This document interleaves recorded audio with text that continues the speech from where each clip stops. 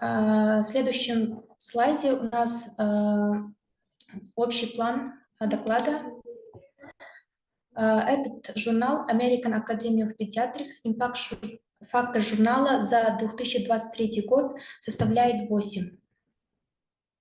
Альбумин – это самый распространенный белок крови человека, который выполняет различные функции во всем организме. Низкий уровень альбумина является предиктором смертности, а также исхода заболеваний у детей и взрослых. Однако клинические значения гипоальбуминемии Низкий уровень альбумина является предиктором смертности, а также исход заболеваний у детей и взрослых. Однако клинические значения гипоальбуминемии и роль инфузии альбумина в отделении интенсивной терапии остаются неясными и противоречивыми. Альбумин является наиболее распространенным белком, содержащим в плазме крови человека и составляет до 60% от общего количества белков в крови. Основным физиологическим свойством альбумина является поддержание коллоидно-осмотического давления благодаря своей более низкой молекулярной массе, высокой способности связывать воду и высокому отрицательному заряду. На долю альбумина приходится примерно 80% общего осмотического давления плазмы. Это может предотвратить чрезмерную потерю жидкости из внутрисосудистого пространства, значительно влияя на внутрисосудистый объем и на приток крови к жизненно важным органам. Цель исследования является то, что авторы данной статьи проанализировали 80 статей, начиная с 1957 года по 2020 года по проблеме применения альбумина в отделении интенсивной терапии. Альбумин является веществом, которое влияет на билирубин, длинноцепочечные жирные кислоты, тироксин, витамин D, кальций, магний, медь, цинк, оксид азота. Лекарственные препараты, такие как фенитаин, нестероидно-противовоспалительные препараты, дикоксин, мидазол, антибиотики. Также он обладает слабым антикоагулянтным действием, подавляя агрегацию тромбоцитов, и гепариноподобным действием на антитромбин 3 из-за сходства молекулярной структуры. Он также действует как антиоксидант и нейтрализует свободные радикалы кислорода, медь и железо. Альбумин обладает иммуномодулирующими свойствами и изменяет проницаемость капилляров, что приводит к стабилизации эндотелия. В данном слайде приведены физиологические свойства альбумина, такие как онкотическое давление, связывание и транспортировка, антиоксидант, поглотитель свободных радикалов, противовоспалительный иммуномодулятор, антитромботическое средство и ингибитор агрегации тромбоцитов, стабилизация эндотелия. Концентрация сывороточного альбумина у плода составляет 30% от уровня матери в течение первого триместра беременности и увеличивается с увеличением срока беременности, а также с увеличением послеродового возраста. В 1986 году Картлидж и Раттер измерили уровень альбумина у 195 недоношенных и доношенных новорожденных и предоставили нормативные данные от 26 недель беременности до рождения. Они показали постепенное повышение уровня альбумина со среднего значения 1,9, то есть 19 грамм на литр до 30 недель беременности и до 31 грамм на литр при доношенной беременности. В послеродовом периоде авторы обнаружили увеличение уровня альбумина на 15% в первые 3 недели жизни новорожденного. Независимо от срока беременности при рождении, они объяснили это увеличение усиленным синтезом альбумина, созревающей печенью и сокращением внеклеточного пространства, которое происходит в раннем послеродовом периоде. По сравнению с детьми и взрослыми новорожденным подтверждены риску развития гипоальбуминемии из-за множества факторов. У новорожденных снижена способность синтеза альбумина из-за незрелости печени, сопутствующие заболевания, которые могут влиять на синтез альбумина печени, такие как постнатальное недостаточное питание, нарушение функций печени, сепсис и иммунная водянка. Новорожденные подтверждены повышенные потери альбумина в результате кровотечения, эксудативных потерь из ран, дренажей грудной клетки и брюшной полости, хилоторакса, энтеропатии с потерей белка и редкие случаи такие состояния, как врожденный нефротический синдром. Постоянное перераспределение альбумина происходит при воспалительных заболеваниях, таких как сепсис и некротический энтероколит, а также послеоперационном периоде. Недоношенные дети находятся в более тяжелом состоянии. Риск развития гипоальбумии обусловлен ограниченным трансплацентарным переносом, быстрым обменом альбумина, что приводит к более короткому периоду полувыведений и замедлению скорости синтеза альбумина. Нормальный уровень альбумина по данным из статьи Очко и соавтор составляет от 35 до 55 грамм на литр. Очко и соавтора описали гипоальбумию как уровень сывороточного альбумина ниже 25 грамм на литр для новорожденных, родившихся до 35 недель, менее 30 грамм на литр для новорожденных, родившихся на сроке 35 недель и выше беременности. Наш обзор доступных нормативных данных показал 10-й процентиль для уровня сывороточного альбумина варьировал от 1,6 до 2,3 грамм на децилитр, то есть это 16 и 23 грамм на литр в конце первой недели после родов при различных сроках беременности.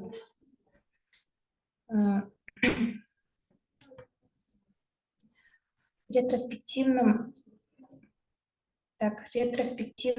исследовании Очко и соавторы сообщили об уровнях альбумина 164 401 новорожденного, родившихся в период исследований с 1997 года по 2014 года. Данные были собраны использованием набора данных хранилища Pediatrics Medical Group. Авторы составили нормами для определения уровня альбумина у новорожденных, родившихся в сроке от 23 до 42 недель беременности. Эти данные предоставлены ниже в таблице. Можете посмотреть. Так, альбумин является негативным реагентом в острой фазе. Его уровень снижается во время острой фазы инфекции и воспаления из-за ингибирующего действия цитокинов на синтез печени путем снижения передачи сигналов РНК-мессенджера печени. Более низкие уровни сывороточного альбумина были связаны с тяжестью воспалительной реакции. В 1997 году было исследование авторов Голдвассер и Фельдман, а в 2003 году Висента и его коллег. Заключение данных статьи гласит, каждое снижение концентрации сывороточного альбумина на 10 грамм на литр значительно повышало вероятность смертности на 13,7% и заболеваемости на 89%. Гипоальбуминия считается независимым фактором риска, определяющим неблагоприятный клинический исход у детей в критическом состоянии. Однако прогностическая роль гипоальбумии у новорожденных остается неясной, а имеющиеся доказательства неубедительны. Ли и соавторы наблюдали связь между более низким уровнем сывороточного альбумина и высоким проявлением таких болезней, как респираторный дистресс-синдром, внутрижелудочковое кровоизлияние, ретинопатия недоношенных, апноэ у недоношенности, родившихся между 30 и 36 недель беременности. Однако авторы не обнаружили каких-либо существенных различий в исходах у наиболее уязвимой группы младенцев. Это те, кто родился до 30 недель беременности.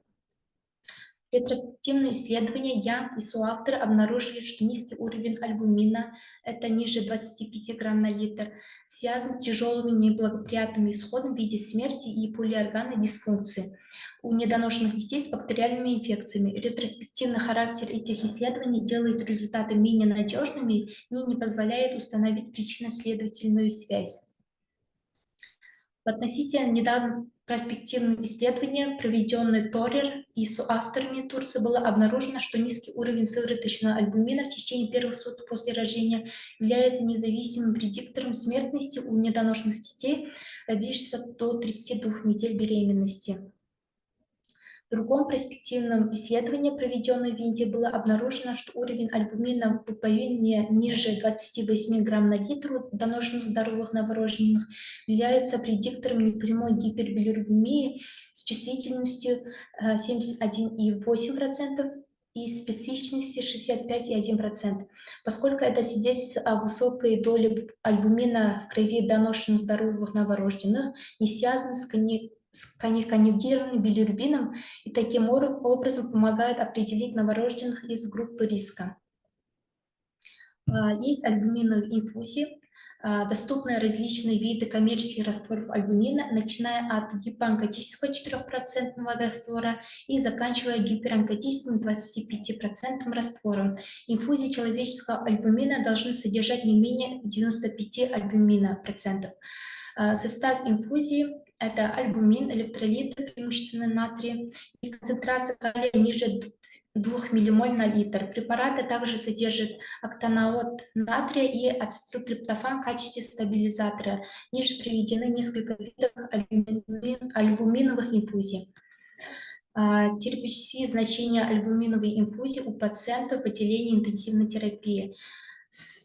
В 1950-х годах началось широкое применение альбумина у недоношенных новорожденных респираторным дистресс-синдромом в надежде снизить заболеваемость и смертность. Инфузии альбумина стали использовать для увеличения объема крови при состояниях, связанных с воспалением и повышенной проницаемостью капилляров. У недоношенных детей с гипоальбумией, с отеком или без них, при непрямой гипербилирубемии и состояниями, приводящих к потере белка, такими как хилоторакс и нефротический синдром. Первое состояние – это гиповолемический шок. Альбумин используется для увеличения объема крови во время неонатальной реанимации при состояниях, связанных с гиповолемическим шоком и в послеоперационном периоде.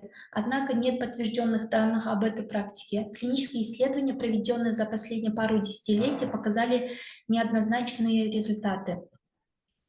Рандомизированные исследования с участием 63 недоношенных детей с гипотензией, родивших на сроке от 23 до 34 недель беременности, эффективность 5% альбумина не уступала по эффективности изотоническому физиологическому раствору и был связан с задержкой жидкости первые 48 часов после рождения. Между двумя группами не было выявлено различий в количестве младенцев, нуждающихся в инотропной поддержке, умерших или страдающих хроническими заболеваниями легких.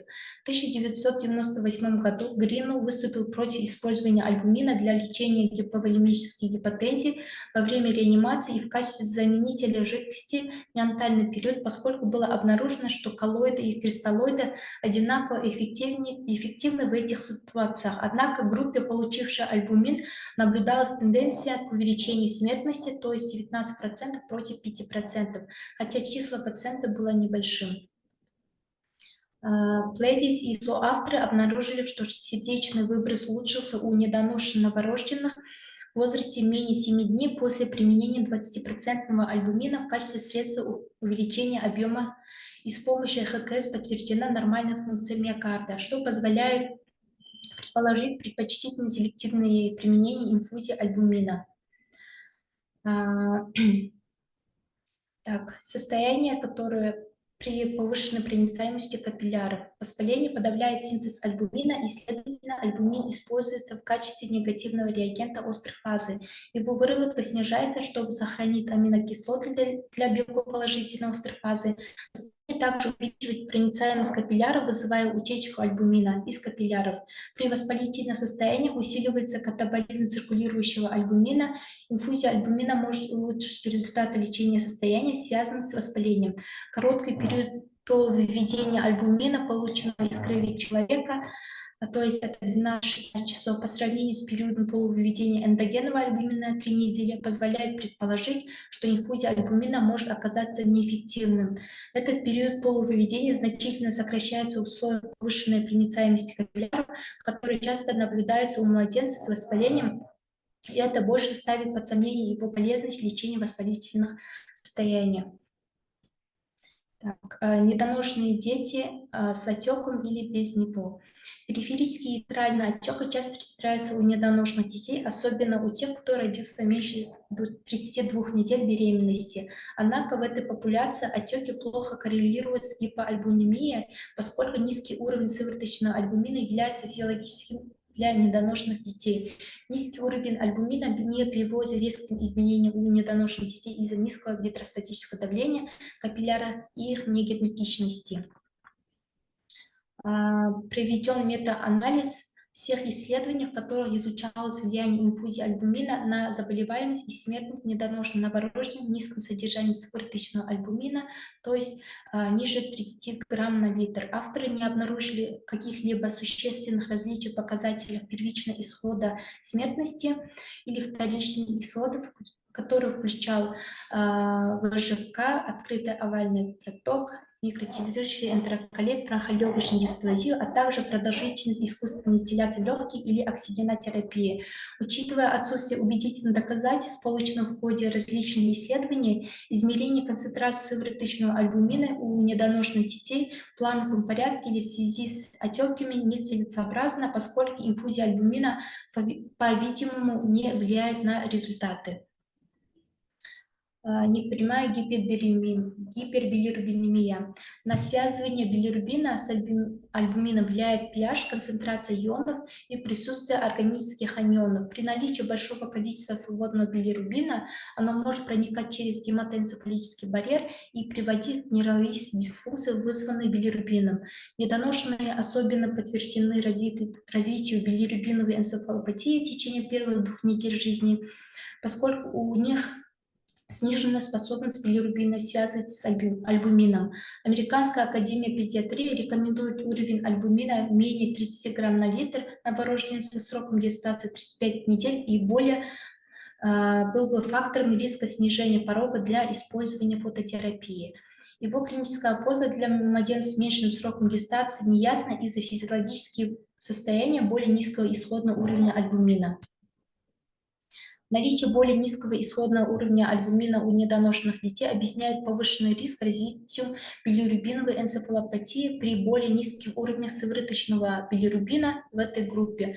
Было обнаружено, что количество несвязанного билирубина является более чувствительным и неспецифичным при прогнозировании нейротоксичности, вызванной билирубином по сравнению с общим уровнем билирубина в сыворотке крови. При увеличении количества внутрисосудистого альбумина большое количество альбумина может связывать с сывороточным билирубином, что приводит к снижению билирубина в плазме крови. Таким образом, инфузия альбумина потенциально может обеспечить защиту от нейротоксичности, вызванной непрямой гипербилирубинией, и даже может способствовать излечению билирубина, который уже диффундировал в ткани.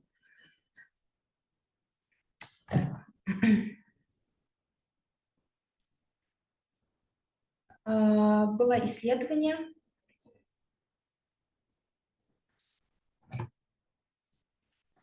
и там было исследование 20 доношенных новорожденных, масса тела при рождении более 2500 и с негематической болезнью. Авторы обнаружили, что эффективность гемотрансфузии была самой низкой у тех младенцев, которым вводили альбумин за 3 часа до гемотрансфузии, и самой высокой у тех, кто получал обогащенную альбумином донорскую кровь.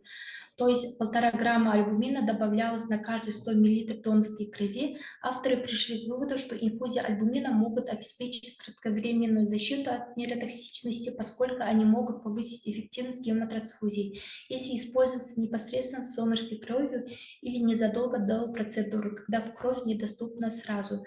Также Митра и соавторы обнаружили значительное снижение уровня неконъюгированного билирубина после гемотрансфузии у младенцев с низкой массой тела при рождении после введения 5% альбумина. Это также было связано со значительным снижением потребности повторной гемотрансфузии и продолжительностью фототерапии. Состояние связано с потерей белка. Альбумин часто используется для новорожденных с таким состоянием, как потеря белка, хилоторакс и врожденный нефротический синдром. Однако рекомендации, основанные на фактических данных, не поддерживают использование инфузии альбумина в этих клинических ситуациях. Было установлено, что эффекты инфузии альбумина носят временный характер без каких-либо изменений в общих клинических результатах или связаны с ними риска, таких как отек легких.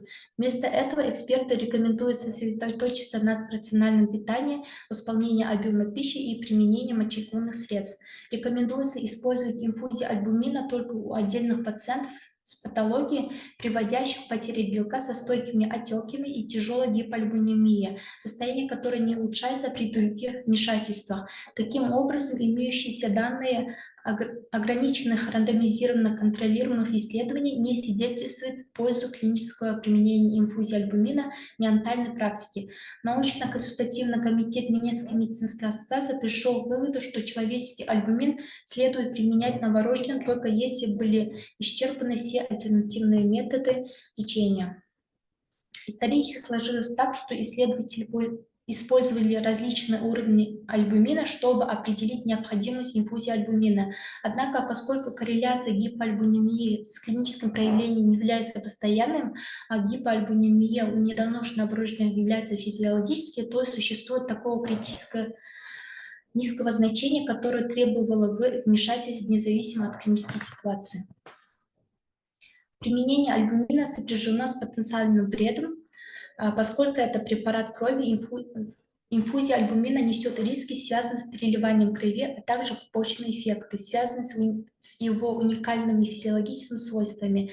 Это может привести к перегрузке организма жидкостью, неврологическим нарушениям и повреждению почек и связано с увеличением затрат.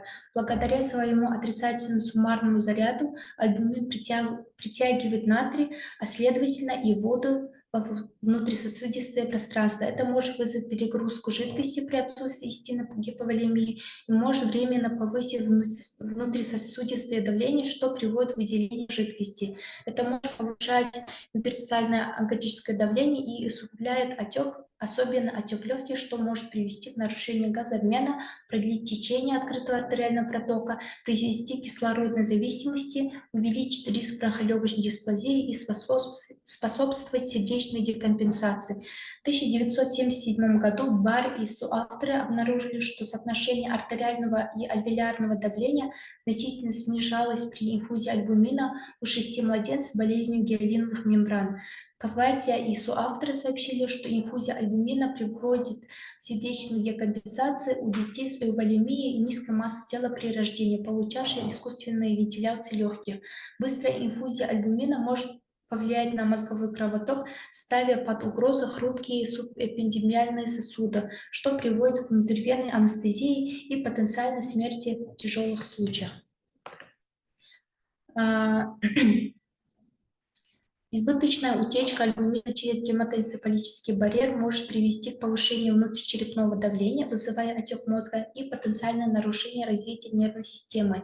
Исследования, проведенные Бленд и соавторами в 1976 году и Голдберг и соавторами в 1980-х годах, показали косвенные доказательства того, что болезненное внутривенное введение альбумина может вызвать смерть у недоношенных детей из-за быстрого увеличения объема крови, особенно первые несколько часов после рождения. В 2002 году рандомизированным контролируемым исследованием, проведенном с участием 168 недоношенных детей с очень низкой массой тела при рождении и средним сроком беременности 27 недель, получавших жидкость вскоре после рождения, коллоидную или кристаллоидную, было установлено, что потребление коллоидов является независимым фактором риска нарушения развития нервной системы в возрасте 2 лет у выживших недоношенных детей.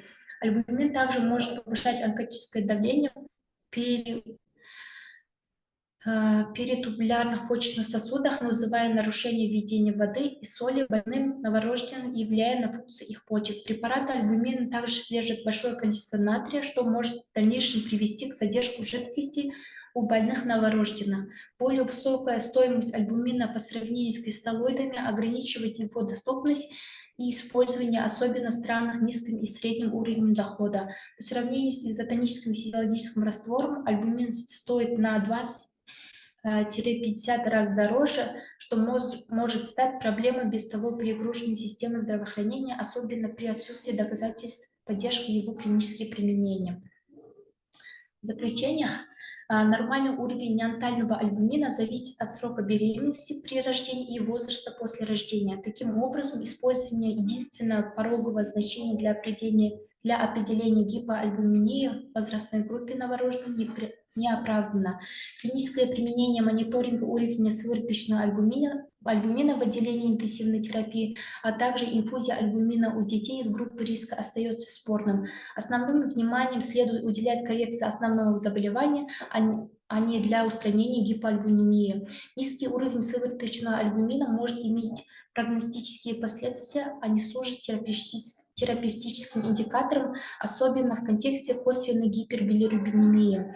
Использование инфузии альбумина требует осторожности, поскольку альбумин является продуктом крови, а значит небезопасен. У новорожденных и грудничков с патологией при отсутствии гиперволемии, повышенной проницаемости капилляра и дисфункции миокарда может быть рассмотрено выборочное применение инфузии альбумина.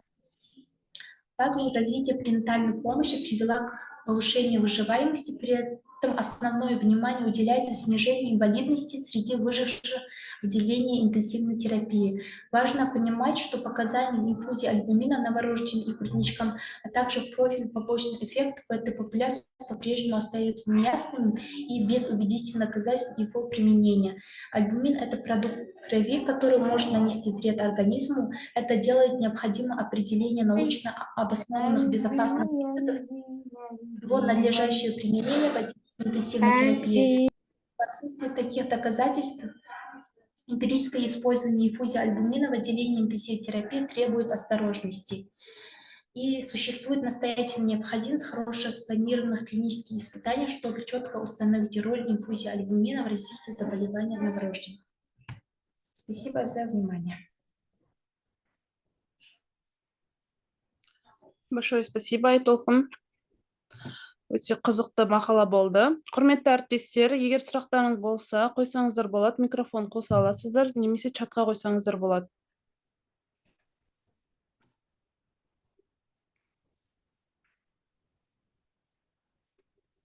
Әріптестер, сұрақтарыңыз бар ма?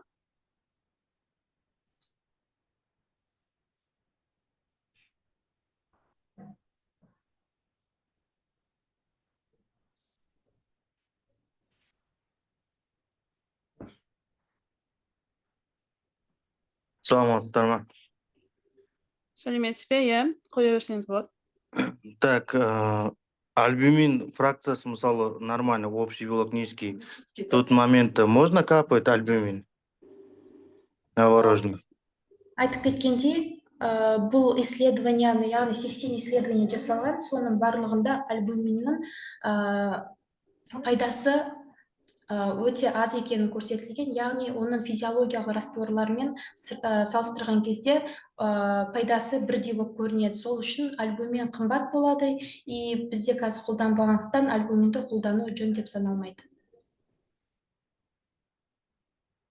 Аха, рахмет. Тағы сұрақтарыңыз бар ма? Можно вопрос? Я қойсаңыз болады. У нас кто-нибудь в Казахстане альбумин применяет при гипербилирубинемии, при геморрагической болезни? Так, лоб сетят. Не слышно. Ваш нехорошо слышно. Можете повторить или в чат написать? Кто-нибудь у нас в Казахстане применяет альбумин при гипербилирубинемии, при гемолитической болезни? Лоб сетят вопрос. Так, интересно. В нашей базе не применяется. Кто-нибудь использует? Всё. Спасибо за вопрос. Есть еще вопросы?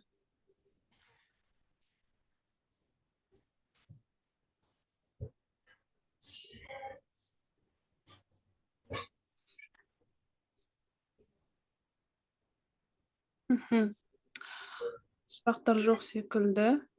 Рахмет дейді.